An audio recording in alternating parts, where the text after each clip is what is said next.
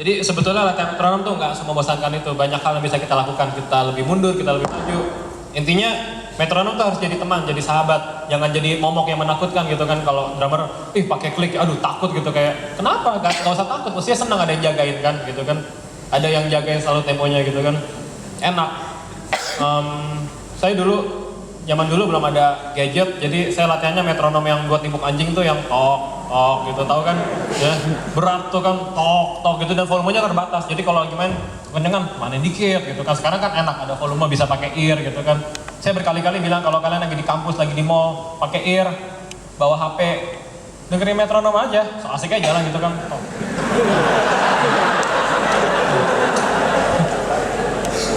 Padahal cuma orang kira tuh lagunya apa, lagunya ini ya, lagunya siapa tuh, Robert Lester bukan, lagunya Israel bukan. Enggak, asik-asik ya gitu kan. Lama-lama gila, lama-lama kebawa mimpi, ditidur tok gitu kan, ngigonya tok gitu. Tapi serius nih, drummer harus bergaul dengan metronom. Dan saya mengalami banget ini, curhat. Jadi ketika saya main dulu dan banyak yang bilang temponya lari tuh, padahal saya ngerasa enggak gitu. Saya dulu kan mainnya sama Elo, jadi saya sering ke Semarang sama dia, dan lagu yang paling terkenal kan Begitu Kembali, jadi itu Shuffle.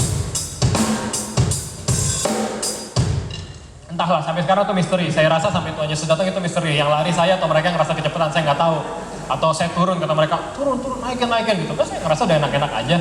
Dan saya konsul apa gimana, Papa bilang pakai metronom. Ketika kita pakai klik, kita kan mereka nggak bisa nyalain kita lagi, udah ada yang jagain gitu. Klik, itu pertama.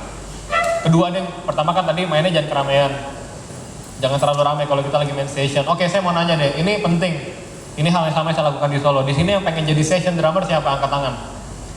Session tuh artinya kalian bisa main musik apa aja dengan siapa aja. Oke, ngiringin penyanyi deh gitu, itu session. Siapa yang mau jadi session? Yang mau ngiringin Raisa gitu, mau selfie bareng dia, siapa gitu? Ya, oke, banyak ya. Ya, karena kenapa saya minta angkat tangan, karena Tuhan lihat dari atas dan nggak, Tuhan ada di sini kok. Jadi itu semacam pengakuan ini, kayak apa ya, Tuhan saya mau gitu, itu penting. Oke, pengen jadi anak band siapa? Anak band, buka baju lagi main gitu kan, anak band gitu. Ya, punya tato, sayang papa, sayang mama, anak band, ayo. Anak band nggak ada ya? Kenapa nggak mau jadi anak kos? Satu, dua, kenapa dikit banget yang mau jadi anak band?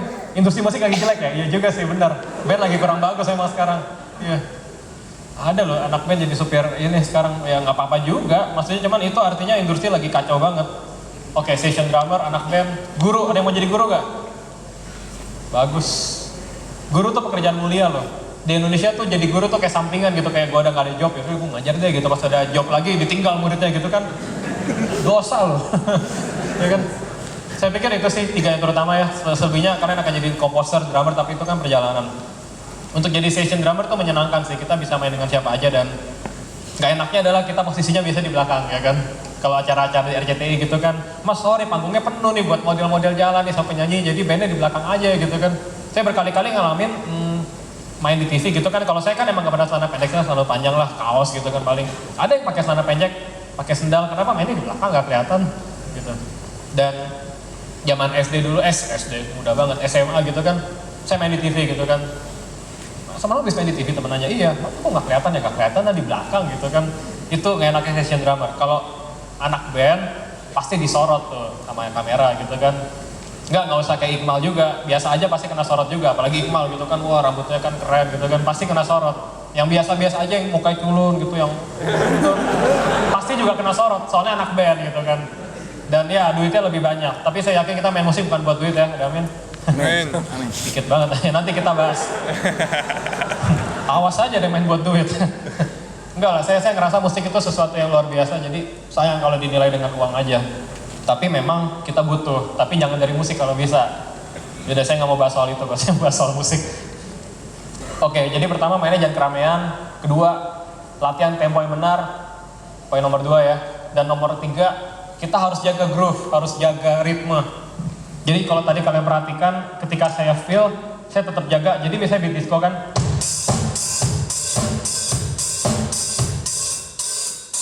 Kuping pendengar tuh udah terbiasa dengan ini.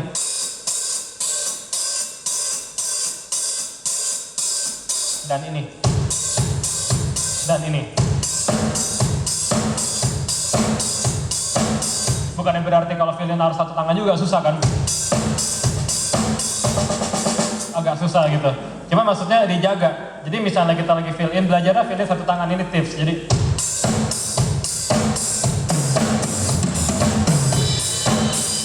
itu fill in yang sederhana tapi tetap ada dua, snare di 2 dan 4 dan hi-hatnya terus jalan.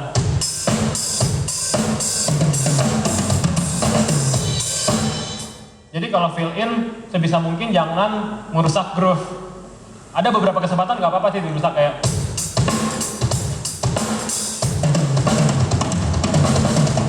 misalnya shuffle gitu, nggak apa-apa. Tapi dalam beberapa beat khusus kayak disco atau misalnya rock gitu kan,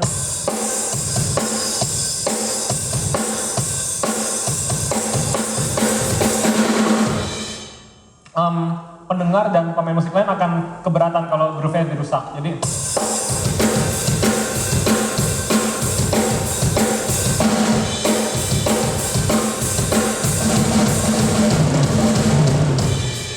Jadi sebisa mungkin mereka tetap merasa satunya di mana.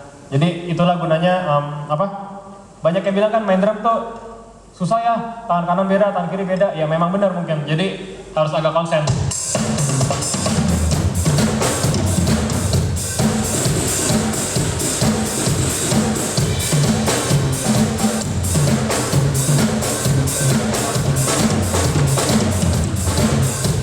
Latihannya gimana? Random aja.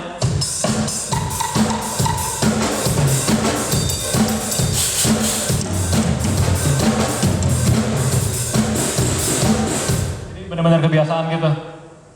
Ini mungkin cikal bakalnya main apa? Saya jadi lupa. Ostinato ya.